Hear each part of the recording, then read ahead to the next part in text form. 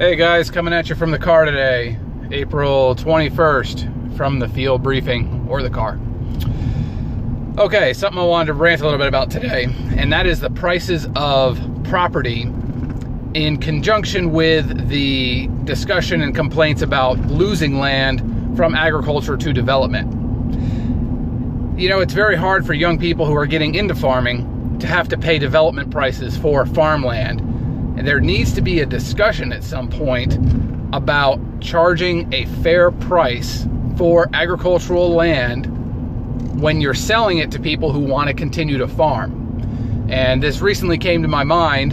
There's been a piece of property that's been for sale and then off for sale and back on, real close to our farm, that we really were interested in buying someday. It just popped up back for sale here 2 days ago at a ridiculous price. It is 27 acres of just scrub pine and vines and nastiness. It's got a deep ravine in it that, you know, excludes several acres from production. And they're asking $175,000 for it. If you're going to complain about losing property and land to development and, you know, agricultural activity dying out in an area, you need to have a discussion about you know, setting prices for land and, you know, taking advantage really of young people coming in to into the field.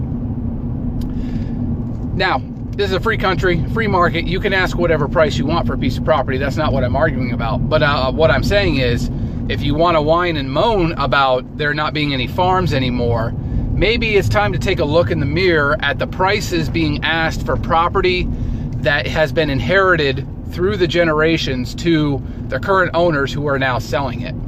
You know, it's not the same ball game anymore for farmers getting in. 100 years ago, 200 years ago, you pretty much could walk onto a piece of property, and as long as you staked a claim on it, it was yours, and it was free. Here, even as recently as 50 years ago, land prices where we're at were 30 to 40 times lower than they are right now, and it was far more affordable for a young farmer to get in. So just have some honesty, and you know, look at yourself. If you're someone who's complaining about the disappearance of farms from an area, but you're charging outrageous development prices for your farm when you go to sell it, and you're keeping young people out who want to get in. So just my thoughts here. Pulling back into our farm here. Got to get out there and get after it. And we'll see you all tomorrow.